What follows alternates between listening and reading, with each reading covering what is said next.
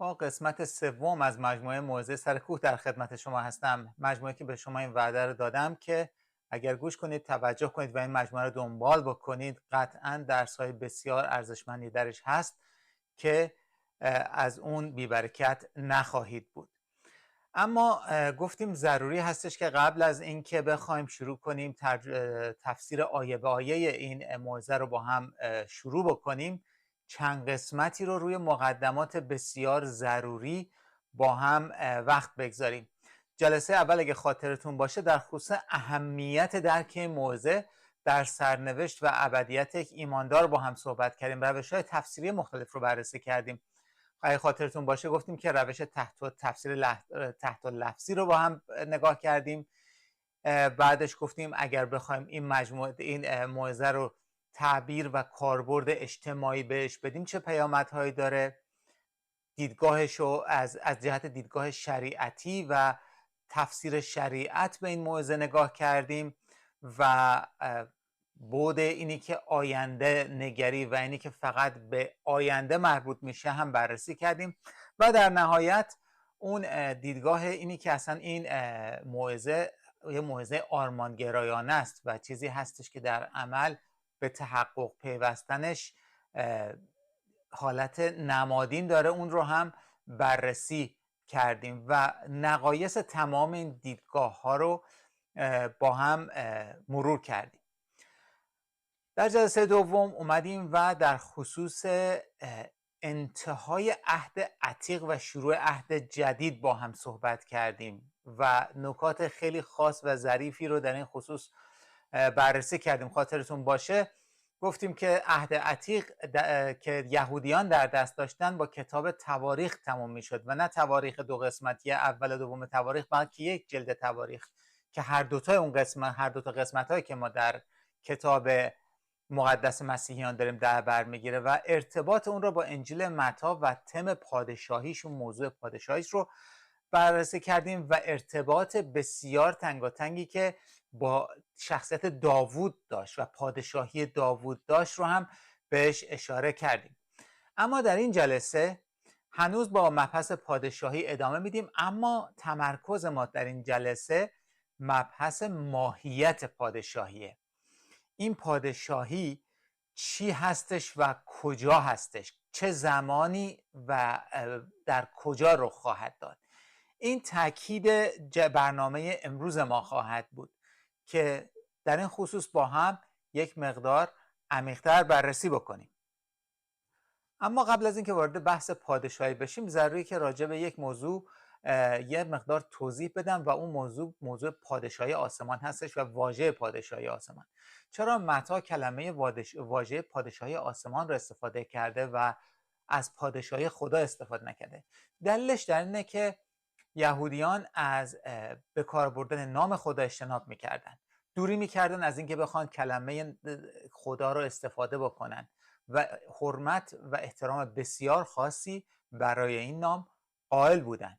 پس بنابراین متی هم از همین قانون اینجا پیروی میکنه و میخواد کلمه خدا رو به کار نبره تا جایی که امکان داره و به همین دلیل از واژه آسمان استفاده میکنه. حالا این پادشاهی آسمان که همون پادشاهی خداست اصلا چه چیزی هست؟ اجازه بدید از اینجا شروع کنم که چه چیزی نیست، چون خیلی از مواقع یکی از همون چیزایی که نیست رو ما میگیریم و بر روی اون اصلا خداشناسیمون رو بر روی اون میسازیم. اولین چیزی که میخوام بهتون بگم نیست یک پادشاهی مقید به زمان و مکانه. پادشاهی آسمان یا پادشاهی خدا یک پادشاهی مختص به زمان و مکان خاصی نیست. لطفا اینو اشتباه از من برداشت نکنید. نمیگم در زمان و مکان اتفاق نمیفته، اصلا این چیز نیستش که من میگم مقید به زمان و مکان خاصی نیست، ولی قطعا این پادشاهی در زمان و مکان، در بعد زمان و مکان اتفاق میفته. پس اگر منظور این هستش که پادشاهی مقید به زمان و مکان نیست، چیه بیشتر منظور اینه که حالت ساکن نداره، حالت دینامیک داره، حالتی هستش که الزاماً به یه مکان و یه زمان خاص متصل نمیشه. این رو اینجا پس داشته باشید. میگم پس پادشاهیه که نمیشه به طور خیلی خاص به زمان و مکان خاصی اون رو اتصال داد، ولو اینکه در قالب زمان و مکان اتفاق میفته. نکته دومی که میخوام بهش اشاره کنم اینه که این پادشاهی نیستش که بخواد منظورش حاکمیت کلی خدا باشه. منظور از این پادشاهی حاکمیت خدا نیست که خدا رو حاکم کل هستی فرض کنیم و بگیم این پادشاهی منظور اون هستش. اگر بریم به دعای ربانی، در اینجا میبینید که در دعای ربانی این قشنگ مطرح شده، میگه پادشاهی تو بیاید، اراده تو در چنان که در آسمان است بر زمین نیز کرده شود. دو تا مسئله اینجا جالبه. یکی این که میگه پادشاهی تو بیاید، یعنی داره به بعدی اشاره میکنه از پادشاهی که هنوز نیامده. مسیح اینجا داره به شاگرداش دعا کردن رو یاد میده و بعدش میگه اراده تو چنان که در آسمان است بر زمین نیز کرده شود. پس میبینیم که اینجا بعدی از پادشاهی مطرحه که بعد خاص عام نیست، منظورش حاکمیت عمومی خدا نیست، بلکه یک چیز خاص هستش. من داره میگه اراده تو در آنچنان که در آسمان است بر زمین نیز کرده شود. یک زیر مجموعه خاص رو داره در این چهارچوب بررسی میکنه. هنوز این پادشاهی در زمین مستقر نشده، البته که در آسمان، همینطور که داره اینجا میگه اراده تو چنان که در آسمان است. پس در آسمانش رو کاری نداره، داره به طور خاص بر پادشاهی بر زمین تاکید میکنه. پس منظور از پادشاهی آسمان یا پادشاهی خدا حاکمیت خدا هم نیست. مورد بعدی در خصوص جهانی بودن پادشاهی خداست که آیا این پادشاهی میتونه منظورش اون مالکیت خدا بر روی کل جهان باشه؟ که جواب نه هستش. قطعاً اون مالکیتی که خدا به عنوان خالق بر روی جهان هستی داره در این چهارچوبی که متی عنوان میکنه مورد نظر نیستش. و اگر بریم به کتاب اشعیا، یک مثالش اونجا هستش، میتونیم با هم نگاه دقیق‌تر بندازیم. میگوید در اشعیا باب 66 آیه 1 و 2 رو براتون میخونم. میگوید خداوند چنین میگوید آسمان ها تخت من و زمین پایانداز من است. پس خانه‌ای که برای من بنا میکنید کجاست و مکان آرام من کجا؟ خداوند میگوید دست من همه این چیزها را ساخت، پس تمامی اینها به وجود آمد. اینجا میبینیم که اون مالکیت، اون حاکمیت وجود داره و کاملا مشخص و بدون هیچ گونه سوال هستش. قطعاً خدا این حاکمیت رو داره. اما آیه بعدی جالبه. اما به آن که مسکین و شکست دل و از کلام من لرزان باشد نظر خواهم کرد. و خیلی جالبه که وقتی بریم تو در انجیل متی به خوشبحالان نگاه بکنیم، اولیش خوشا به حال مسکینان در روح، زیرا پادشاهی آسمان از آن ایشان است. پس این که فرضیه که بخوایم بگیم این پادشاهی یک پادشاهی منظورش پادشاهی جهانی خدا هستش و اون حاکمیت جهانی مالکیت جهانی خدا هستش، پس چنین منظوری مد نظر متی نیست. پس تا الان اگه بخوایم خلاصه بکنیم 3 تا چیز رو گفتیم اینجا منظور از پادشاهی نیست. یکی این که مختص به زمان و مکان خاصی باشه، یکی این که در مورد حاکمیت خدا و اقتدار خدا بر جهان هستی باشه و اینکه در مورد مالکیت خدا و اون آفریننده جهان هستی. پس این چند مورد خارج هستش از بحث، بلکه همونطوری هم که الان دیدید در اینجا که در حتی اولین مثال از خوشبحالان هم قشنگ قابل رویت هستش، این پادشاهی مجموعه محدودیه، یک چیز خاصه، یک چیز سوا شده از بین اون طبیعت و جهان هستیه. پس یک واژه عمومی اینجا نیست و منظور عمومی و کاربرد عمومی نداره. یک پادشاهی بسیار خاص هستش و اگر بخواید بهش نگاه دقیق تر بندازید میشه اون رو به این صورت دیدش که در عمل اینجا اگر مالکیت خدا رو بر جهان هستی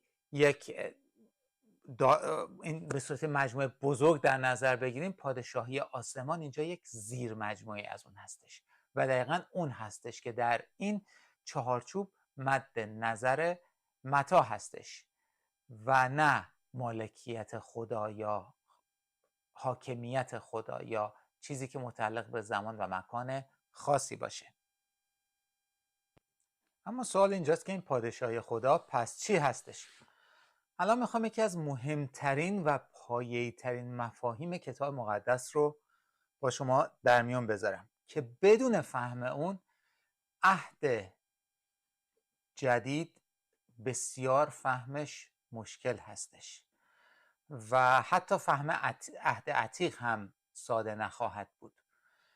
بسیاری از مفاهیم نبوتی و خصوصا کتاب مکاشفه بدون در نظر داشتن این اصلی که الان میخوام خدمتتون بگم بسیار فهمش مشکله و فهم درست و برداشت درست خصوصا از عهد جدید بسیار بسیار متکی بر این اصل هستش و اما این اصلی هستش که بهش میگن همکنون اما هنوز نه.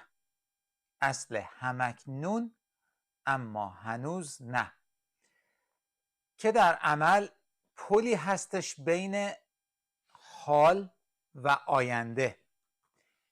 این اصل یک ارتباطی هستش بین حال و آینده که در عمل پادشاهی خدا، پادشاهی آسمان دقیقاً در این چارچوب قابل بررسی، نگرش و تحلیل هستش.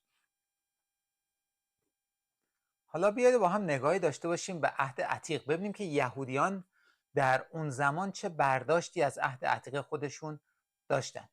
اگر بیایم و نگاه بکنیم به عهد عتیق میبینیم که یهودیان برداشتشون از کتاب خودشون و اون نوشته هایی که داشتن به این صورت بود که ظهور مسیح داوری و پادشاهی رو به عنوان یک سری اتفاقهایی میدیدن که قراره بیفته در آینده و در یک زمان و با هم، نه به صورت جداگانه و خصوصا با فاصله. اونها چنین برداشتی رو نداشتن.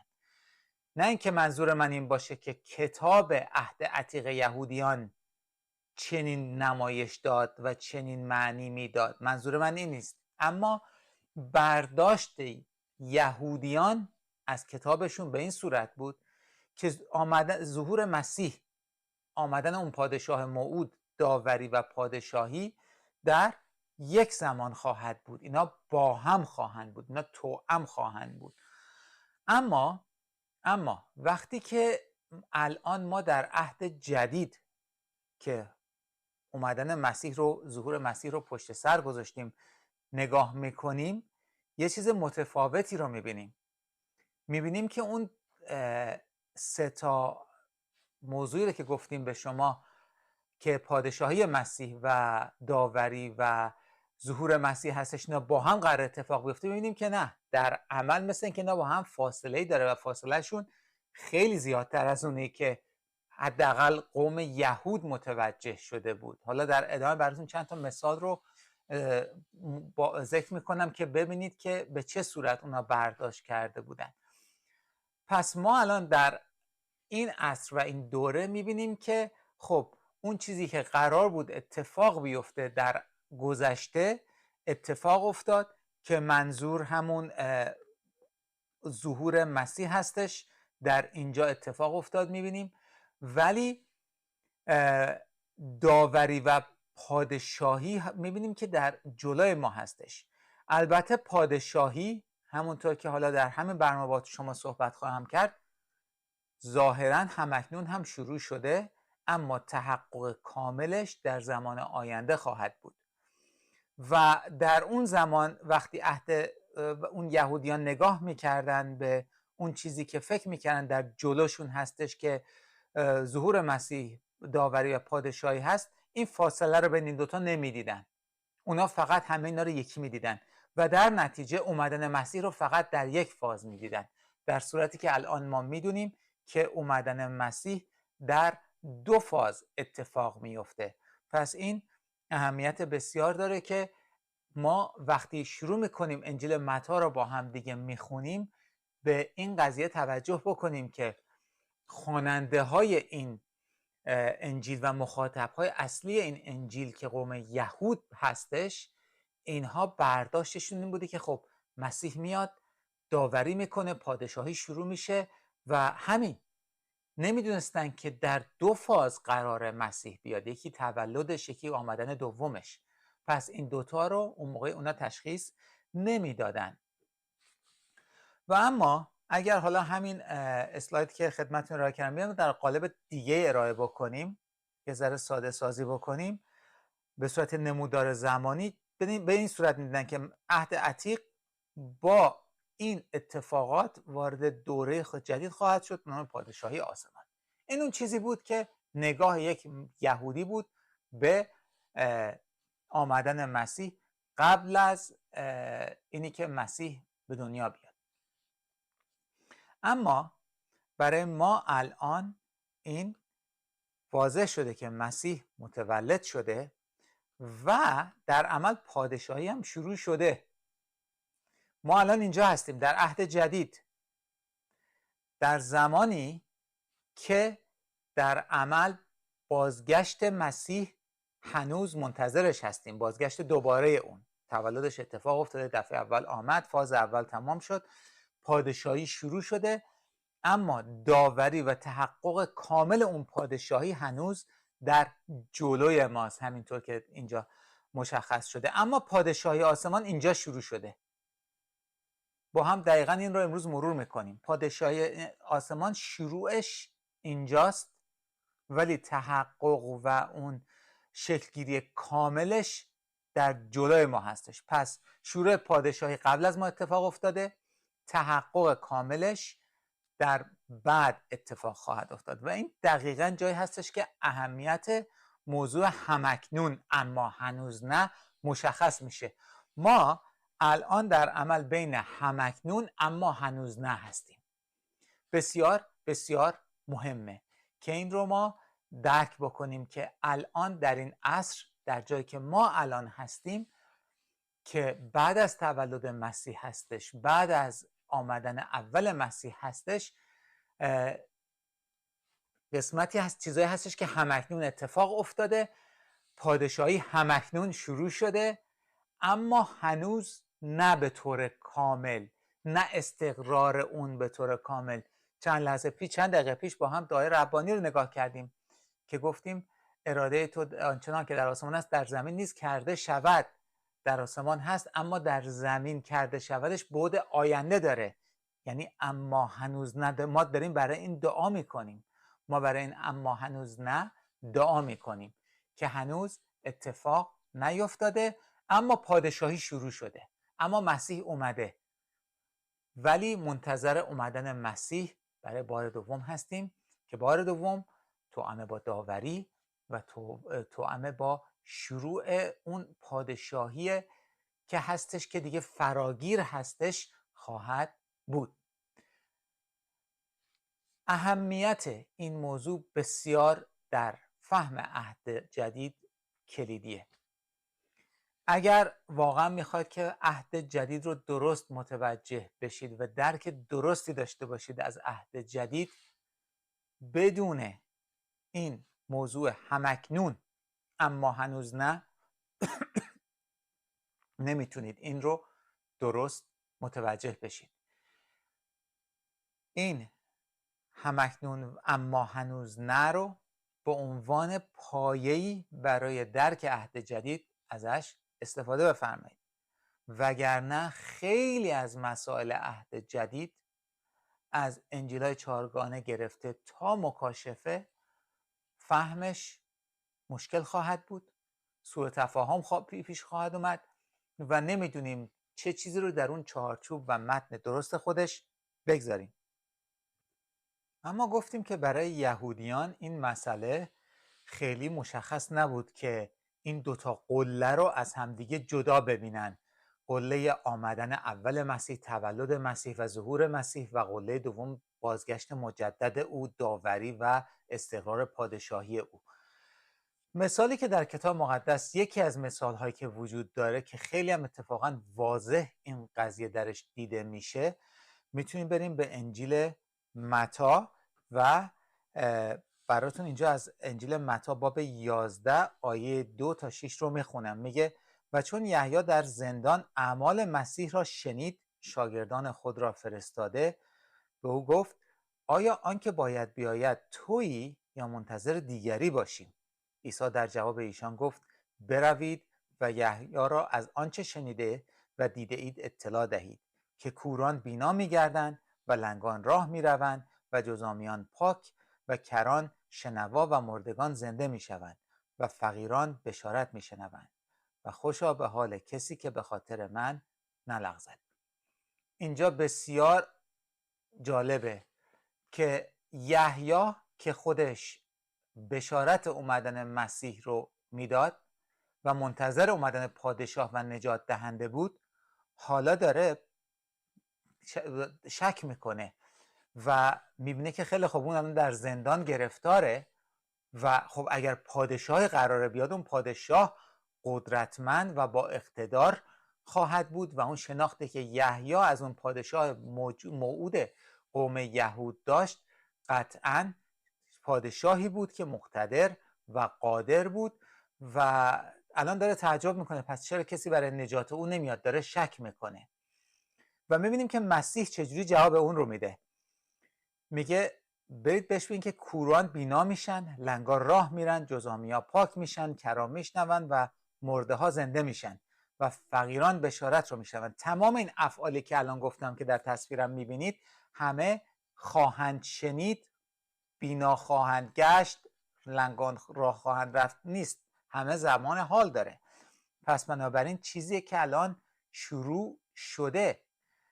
پس اینجا میبینیم که مسیح پاسخ رو به گونه‌ای میده که داره به یحیی میگه شروع شده، خوشا به حال کسی که به خاطر من نلغزد، که در عمل داره اشاره میکنه به اینکه این شک یحیی درست نیست. ولی میبینیم که حتی یحیی هم چنین برداشتی داشته که خب مسیح میاد و اون پادشاهی مستقر میشه. اما مورد دیگر، یه مثال دیگری که شاید بتونیم با هم نگاه بکنیم، باز هم در خصوص یحیی هستش. اگر بریم به انجیل متی باب 11 آیات 11 و 12 براتون میخونم. میگوید به راستی به شما میگویم که از اولاد زنان بزرگتری از یحیی تعمید دهنده برنخواست، لیکن کوچکترین در پادشاهی آسمان از وی بزرگتر است. و از دوران یحیی تعمید دهنده تا الان پادشاهی آسمان مورد خشونت واقع شده و زورمندان بر آن ستم میکنند. خب اینجا در این آیه دو نکته رو ما میتونیم ببینیم در اینجا. یکی این که در عمل در قسمت اول این دو تا آیه که براتون خوندم در آیه 11 در عمل مسیح داره به پایان عهد عتیق با یحیی تعمید دهنده اشاره میکنه. نمیاد که بخواد یحیی تعمید دهنده رو کوچیک بخواد بکنه، اما داره از در عمل تاکید روی شروع عهد جدید هستش و موقعیت ایمانداران عهد جدید رو داره روش تاکید میذاره. و در قسمت دوم این آیه هم همونطور که میبینید در تصویر اشاره به شروع پادشاهی آسمان میکنه. از زمان یحیی تعمید دهنده میگوید که و از دوران یحیی تعمید دهنده تا الان پادشاهی آسمان مورد خشونت واقع شده و زورمندان بر آن ستم میکنن. خیلی واضح اینجا داره از شروع پادشاهی آسمان صحبت میکنه عیسی مسیح در انجیل متی و کی رو مبدأ قرار داده؟ از دوران یحیی تعمید دهنده. پس اینجا این اصل همکنون اما هنوز نه میبینیم که چقدر زیبا اینجا کاربرد داره و چقدر قشنگ مثال، حتی در خصوص یحیی مثال رو میبینیم که هنوز نیومده اما اومده. و یادتون باشه حتی در دعای ربانی هم ملکوت آسمان چیزیه که در آینده ما دعا میکنیم که پادشاهی خداوند بیاد بر زمین اونچنان که در آسمان هستش، ولی اینجا داره میگه که از زمان یحیی اومده.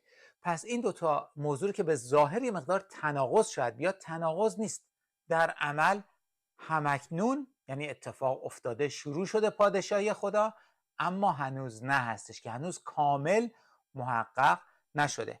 و اما باز هم آیات دیگری هستش که اینجا میتونیم با هم بررسی کنیم. من یه مورد دیگرش رو هم اینجا با شما از آن مرور میکنم. اگر بریم به متی 13 آیات 16 و 17 رو براتون میخونم. فصل 13 آیات 16 و 17 میگوید لیکن خوش به حال چشمان شما، داره با شاگرداش اینجا حرف میزنه، زیرا که میبینید و گوشهای شما زیرا که میشنوند، زیرا که به راستی به شما میگویم بسیاری از انبیا و عادلان خواستند آنچه که شما میبینید ببینند و ندیدند و آنچه که شما میشنوید بشنوند و نشنیدند. خب دقیقاً تا حدودی یحیی تعمید دهنده هم جز اون کسایی بود که واقعاً دوست داشت ببینه و بشنوه، ولی با توجه به اینکه کشته شد در زندان و واقعاً اون به اونجا نرسید که بخواد مثل شاگردا اون معجزات، اون شهادت کار مسیح رو تجربه بکنه، ندید و نشنید اون چیزایی که شاگردان مسیح دیدن و شنیدن و الان هم ما اون چیزها رو میبینیم و میشنویم. پس اینجا میبینیم که پادشاهی مسیح در ابعادی مشخص میشه در این آیه، ولی نه در اون تمامیت خودش. چیزهایی رو شاگردان میشنون و میبینن که انبیا آرزو داشتن بشنون و ببینن. اون معجزات و تمام اون علائم و نشانه ها حاکی از شروع پادشاهی بوده. حالا برای نشان دادن کاربرد این اصل همکنون اما هنوز نه، من یه مثال دیگر هم قبل از اینکه برنامه رو به پایان برسونم دوست دارم با هم مرور بکنیم و اون مثال خوشبهالان هستش. می‌بینیم تا با هم خوشبهالان رو یک نگاه دقیق تری بهش بندازیم از این دیدگاه. براتون میخونم از آیه 3 تا آیه 10. 8 آیه هستش خوشبهالان. خوشا به حال مسکینان در روح، زیرا پادشاهی آسمان از آن ایشان است. خوشا به حال مطمئنان، زیرا ایشان تسلی خواهند یافت. خوشا به حال حلیمان، زیرا ایشان وراث زمین خواهند شد. خوشا به حال گرسنگان و تشنگان عدالت، زیرا ایشان سیر خواهند شد. خوشا به حال رحم کنندگان، زیرا بر ایشان رحم کرده خواهد شد. خوشا به حال پاکدلان، زیرا ایشان خدا را خواهند دید. خوشا به حال صلح کنندگان، زیرا ایشان پسران خدا خوانده خواهند شد. خوشا به حال زحمتکشان برای عدالت، زیرا پادشاهی آسمان از آن ایشان است. اون چیزی که براتون خوندم انجیل متی بود، فصل 5 از آیه 3 تا 10. اما شما در این آیات چه چیزی رو میبینید؟ وقتی از دیدگاه همکنون اما هنوز نه به این آیات نگاه میکنید چه چیزی رو میبینید؟ آیا چیزی هستش که بخواد مهم باشه از این دیدگاه یا تو چشم شما بیاد؟ اجازه بدید دفعه دیگه با هم با دقت‌تر این رو مرور بکنیم.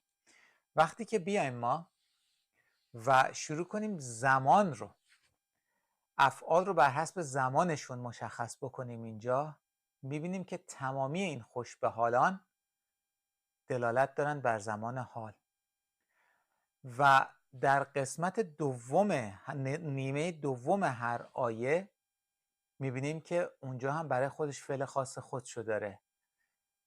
آیه 3 و آیه 8 در عمل اولین و آخرین خوشبهال ها میبینیم که با است که به زمان حال دلالت میکنه پایان پیدا میکنه، اما در وسط اون هر چی اومده از آیه 4 تا آیه 9 همه مربوط به زمان آینده است.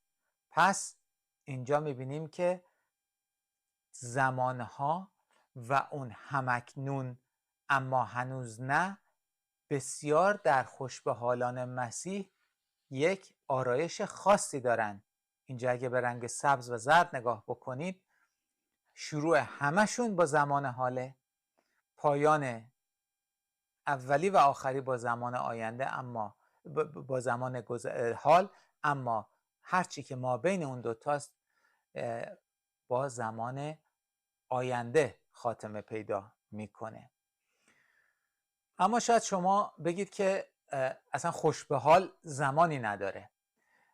راجع به صنعت میخوام در ادبیات فارسی باهاتون صحبت کنم که بهش میگن حذف به قرینه معنوی. یعنی چی؟ یعنی ما بعضی از مواقع در ادبیات میایم شروع میکنیم در یک جمله یک کلمه رو برمیداریم بدون اینکه معنی اون کلمه معنی اون عبارت جمله عوض بشه. مثال سادهش ورود ممنوع. همین الان که من گفتم ورود ممنوع، شما کاملا متوجه هستید من چی میگم، جایی که در اونجا ورود ممنوع است، اما هیچ وقت ما کلمه است رو به کار نمیبریم.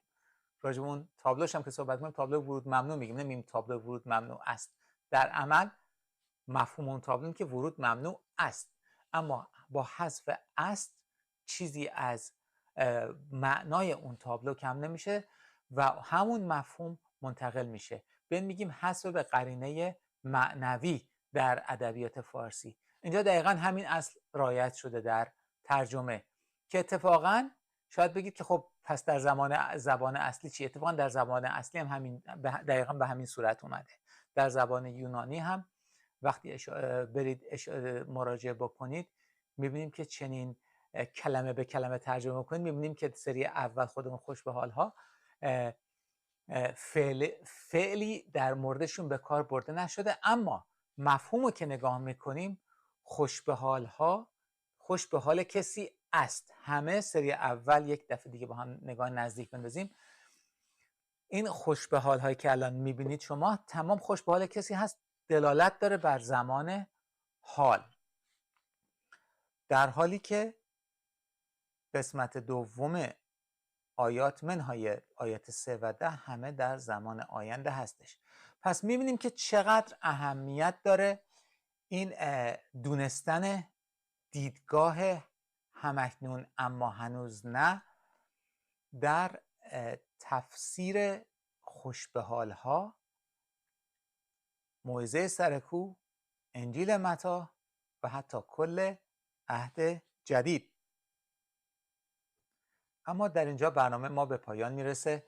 متشکرم از توجه شما و این مجموعه رو مقدمش رو هنوز نه تفسیر آیه به آیه در جلسه بعد با هم ادامه خواهیم داد. فیض خداوندمون عیسی مسیح تا جلسه آینده با شما عزیزان باشه.